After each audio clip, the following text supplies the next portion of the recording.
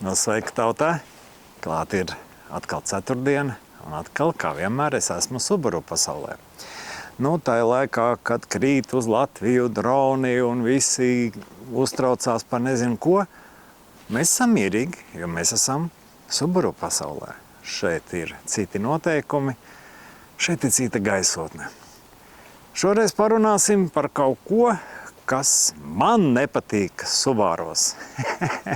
Izrādās, ka arī ir lietas, kuras man kaitina. Kur ir tas pareizais auto? Jā, re, kur viņš ir. Tas ir mans pirmais Subaru, un tas ir Foresters. Ļoti labas atmiņas, it īpaši, ka viņš bija benzīns ar turbīnu, tieši līdzīgs šim te. Lieliska mašīna. Forši gāja, mans uzdevums bija savu laiku cīnīties ar bemberistiem, ar ko arī veiksmīgi es tiku galā. Bet kas man nepatika šajā auto? Skaņas izolācija. Es, ka pēc tam pārkāpu Tribekā, man likās, ka pavisam cita mašīna klusa un tam līdzīgi. Jā, kaut kas ar sānu stīkliem, vēl kaut kas, par to Aināram parunāsim. Bet galvenā tēma šajā servisā ir dot dzīvi saviem foršajiem Subariem, turpināt ar viņiem, kā teikt, braukt, un vienlaicīgi novērst visu to, kas viņos kaitina.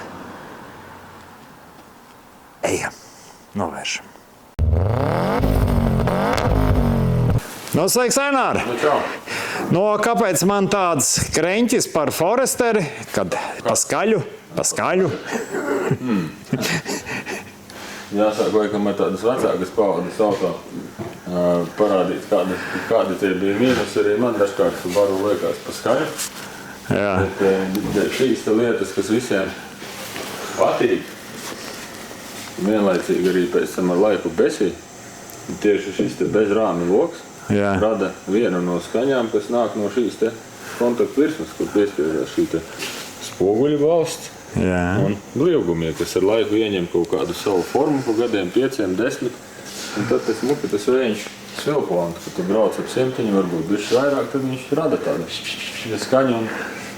Vienmēr jau saka, ka radio var skaļāk uzgriezt, nekas netraucē, bet gribās dažreiz bez radio, un tad ir tā kā ir.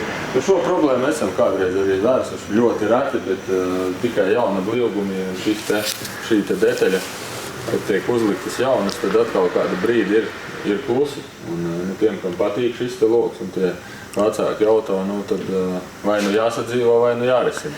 Man glāba tas, kad turbomotors labi rūca, un tas tā kā kompensēja. Kompensēja daudz ko jau, ko izdara pirmkārt uztaisa to Subaru Bobobo.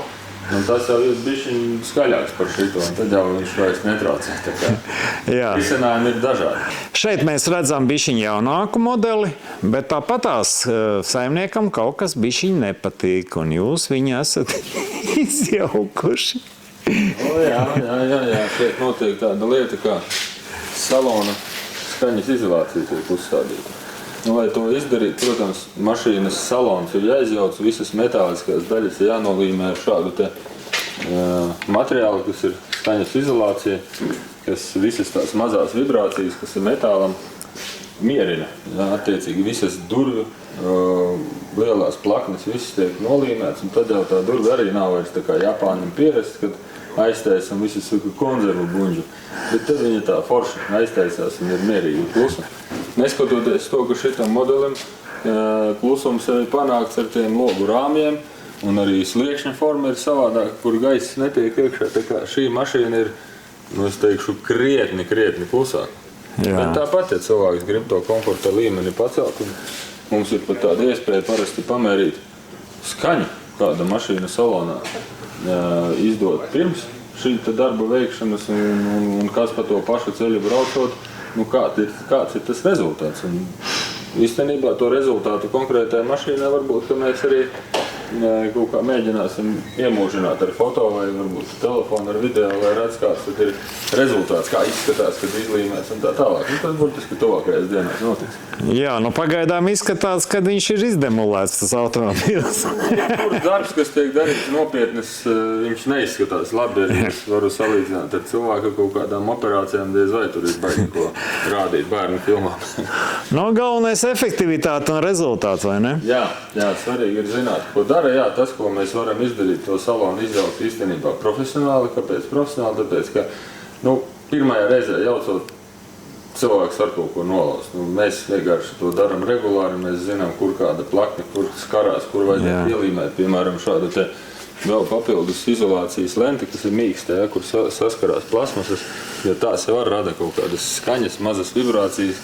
Un īpaši jūtīgi cilvēki, kas varbūt dažkārt braucot neizmanto pat rādījus, tādus arī zinu, kam patīk braukt klusumā, un tad, ja šo te vēlās dabūt to klusumu līmeni, tad to var dabūt, bet tas ir arī ietilpīgs darbs. Ja kādam tas interesē, droši var braukt un pakonsultēsim, parādīsim. Tu stāstīji, kad cilvēks pirmo reizi kļūdās. Es iedomājos, kas ar mani notika, ja es pamēģinātu tās plasmas visas atdabūt vaļā, un es tur pus mašīnu salauzt. Tas zvans uz šrotu vai mums ir tāda plasmas. Tāpēc, ka kaut kāda skrūvīte zem kaut kādas plasmasas, ko nezināja, nevarēja atskrūvēt. Rāja nost, nolauž. Tā ir tāda klasika, vai tur kaut kādi šādi te klipsi, kas te ir arī palikuši virsbūvē, ņemot nost. Tie nolūst, un tad tev par rokai tāds nav. Tad jābrauc vai jāmeklē, vai kaut kas jāpielāgo. Respektīvi, to darbu izdarīt pašam dažkārt līdz galam smuki ir pagrūti. Un izdarīt var jebko. Es te sākumā jūs lielu, kad jūs visu zināt par Subaru, tev baigi daudz visādas fiškas, kuras maz kuri zina, vai ne? Jā, ir tāda viena interesanta fiška, kuru es esmu rādījis cilvēkiem. Visu, kā tā tur varēja, jā, un mēs varam parādīt vienu. Davai? Klasika īstenībā. Kam nav gadījies nopirkt mašīnu no ārzemēm, un šis te aizkariņš bagažnieka, šis te vienkārši nav. Tad jautājums, kāpēc viņš nav, kur viņš ir pazudis? Viņš kādā ēd, nodila vai kas ar viņu notika? Kas notika? Parasti jāiekrauj krava, ko parasti cilvēki dara, izņem ārā, noliek garažā uz grīdas, piemēram, viss, gatavs. Bagažniekā vieta tagad. Subaru ir paredzējis tam vietu. Paredzējis tam vietu, un tā vieta atrodas šeit. Izņemam šos te sānu stiprinājumus. Un tu vari uzfilmēt to vietiņu, tur jau uzreiz varēs redzēt, kā viņi izskatās. Tas ir jaunākā gada gājuma Subariem, vai ne? To var paskatīties, tas ir daudziem īstenībā, tikai jāpameklē tā vietiņa. Tur smuki ieliekam iekšā to aizkariņu, saliekam atpakaļ plasmasas visas. Un skats tāpat kā bija pirms mirkļa. Viss strādā, vai ne? Un te viņi ir līdzi. Es tagad zināšu, kur savu štorku meklēt. Tu vairs nevarēsi, bet varbūt citiem paliks, viņa saglabāsies. Šāds tika nifiņš. Par šīm lietām, ko mēs šodien uzfilmējam video, var zvanīt un prasīt, kas un kā, vai jebkādi citi Subaru jautājumi. Un tas, ko es gribu pateikt, kas ir maija mēneša laikā pie mums pieejams, tas ir bez maksas. Var apskatīties jebkuru Subaru mašīnu, nevis vienkārši apskatīties, bet padziļināta diagnostika, kas sevi ietver arī kompresijas mērījumu, ritošā daļa, virsbūves apskati no apakšas, pa ko arī uzfilmēsim video, kā tas viss izskatās, lai tas saglabājas priekš sevis. Un tas viss bez maksas līdz maija beigām, tā kā droši varat uz to pieteikties un pārbaudīt, kāds tas auto pirmkārt pēc ziemas, otrkārt varbūt nesen nopirkuši kāds ir, treškārt varbūt jau ir 5. gads braukts un tomēr nezinu, kā izskatās no apakšas, tā kā brauciet, parādīsim.